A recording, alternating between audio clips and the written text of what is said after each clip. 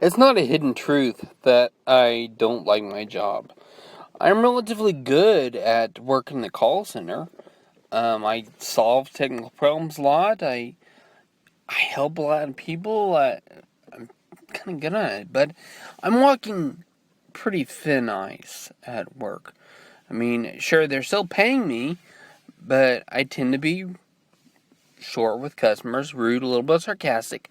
I've had some complaints about me because, yeah, I'm just straightforward. You can't change who I am. I haven't been able to change who I am, and yeah, I'm not the greatest people person.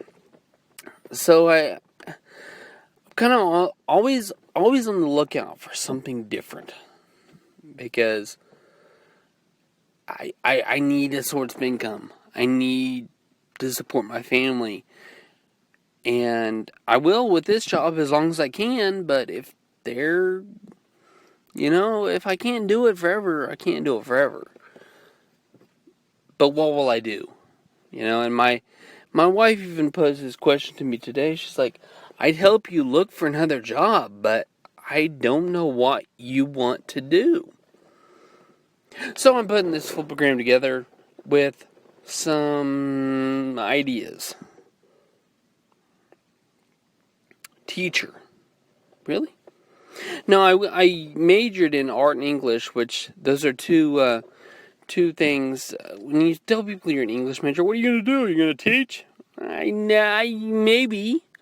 I thought about it, but of course I've been out of college for 10 years, more like 15 years, and I haven't been a teacher yet.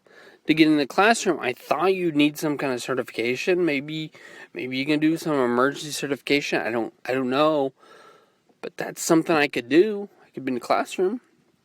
Math teacher, English teacher. I like those subjects, but get them while they're young, like 3rd grade, 4th grade, something like that, where you don't specialize in a particular focus. You're not a math teacher. You're just a classroom teacher.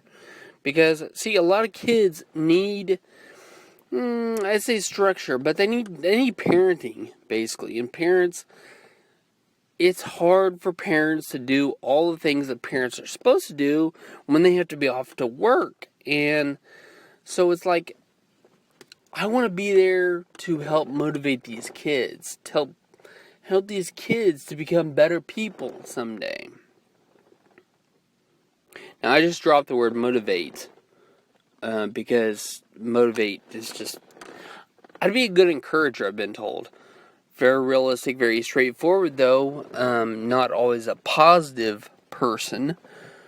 Because that's just not how I am. But I am forward-seeking in a way. Going towards the future. Motivate people. It drives me crazy that there are motivational speakers out there. All they do is they get on stage and they talk about life. You're learning things from these motivational speakers that you should already know. That stupid, duh things. I could do that.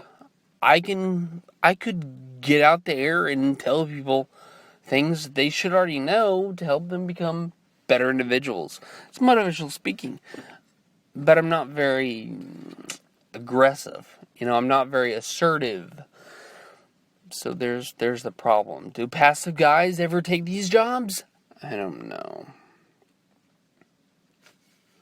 Writer-publisher has been something that's been on my head for a long, long time. I am self-published. I've written several books. I've been self-published. Everyone has a story. And I believe everyone needs to tell their story, get their story out. Most people, not everybody, but most people could make a book out of their story. They just need a little bit of help. And that's what I want to do. I want to offer my services to help polish up the manuscripts. Read them, ghostwrite, get them ready to publish. That's what I want to do, that kind of thing. But I don't think alone it would really pay the bills. The idea of being a bookseller is also a cool one. Owning a used bookstore or like even a new bookstore, just to sell books, to talk to people, but an independent bookstore, not something like under a chain, like I don't remember what they're called, Walden Books. That's the chain that I don't want to mean a chain bookstore, but it may be an independent, just own my own bookstore and sell books. Graphic artist. Went to school for art. Like I mentioned before, that was one of my double majors, was in art. I did a lot in computer graphics. But again, that was like 15 years ago. Computer graphics had come a long way. I don't have a resume. I have not done anything in professional art since 2004. That was when I worked in the newspaper. That's a long time ago. I didn't keep any samples. I don't have a resume. I couldn't get started without some of that unless I was really assertive. And again, I'm too passive. I can relearn systems. I could do this stuff. But I just never have. When I talk about a bartender, I don't mean a bar like alcoholic bar. I'm not a drinker, and I don't want to ever be a drinker. I mean, attending bar, maybe barista is a better term, but it's really, I'm not that much of a hipster. I guess I am more of a hipster than I am of a lot of other stereotypes, but making non-alcoholic drinks, mixing shakes, love nutritional shakes, maybe coffee drinks and stuff, just mixing drinks and hanging out. By bartender, maybe having a club of sorts. My wife and I have talked about owning a coffee shop for years. I'm not big on the snack side, but she wants to also produce snacks, salads, meals, little like soup, not full meals, because it's kind of a restaurant, but not much of a restaurant where you have full meals. I'm not into that aspect, but I want to partner with her. Well, she does that aspect, and I do the drinks. I do the bar, do the drinks, meeting room, a room where you just kind of hang out, I could see this happening. Preacher. I don't know. I was a fill-in preacher, but that was 7 years ago.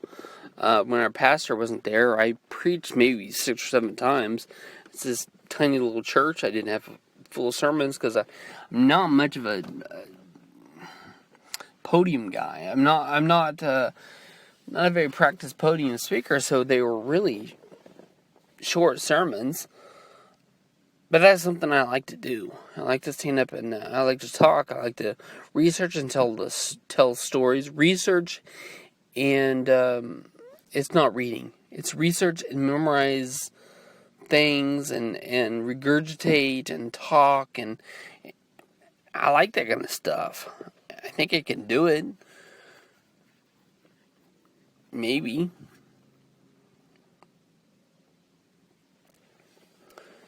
I wanted to be a stand-up comic for a long time. At least a decade I've been saying, I'm going to do that. Haven't done it yet. For a while, I used the excuse that I had stage fright. That excuse doesn't hold water for very long because it just doesn't. It's not the group. It's not usually the excuse that it's the kind of venues, smoky bars and stuff like that stand-up comics go to. I don't want to be stupid excuse. It really is a stupid excuse. I don't want to be in those cases, but maybe I could. There are other venues, there are the coffee shops and stuff, but I haven't reached out to the venues either. So I don't know I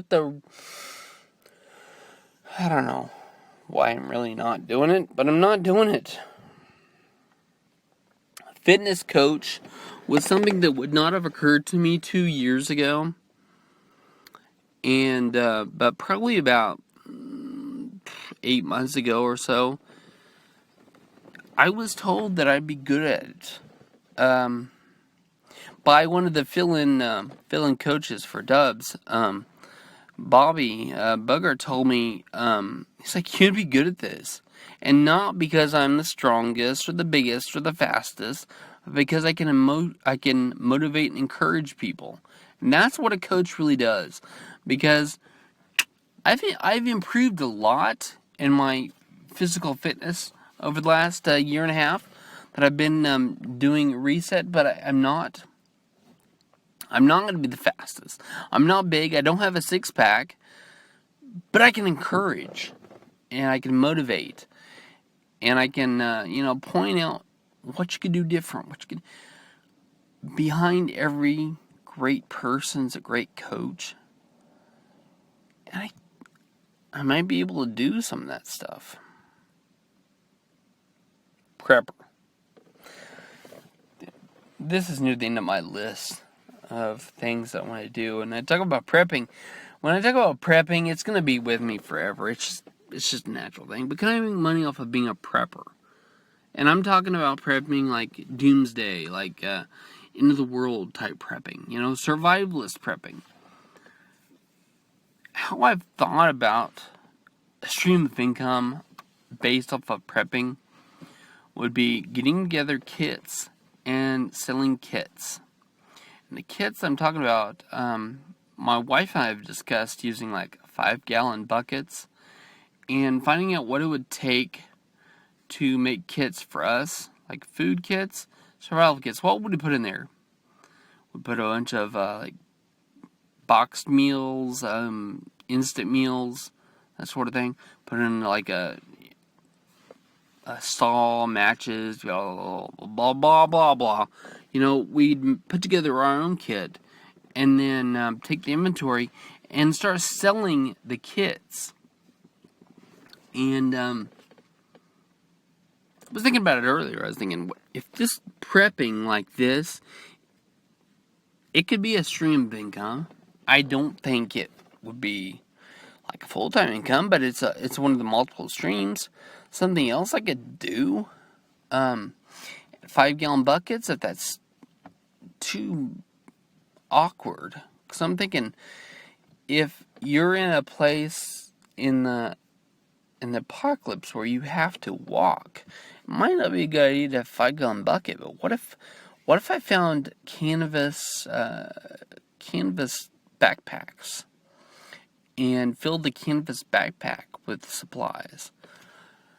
It would be awesome. I could sell those and stream of income right there. Bottom line, if you get paid to do what you like, you should be happy. I think to an extent this is true. But when you start to look at what you're doing as just a paycheck, some of your love for it goes away. So always keep in mind, what you do has to be something that you like. If you're good at it, you're going to pay this, great. But it has to be something you like, or else it'll be tedious to do for very long. And through it all, I want to be an internet-tainer. I want to do vlogs. I want to do Flipagrams. I want to do stuff online to support whatever business model is going on, whatever I'm doing to make an income. But I don't know if that's a stream of income either. Maybe it is. Maybe I should have done a slide just for that.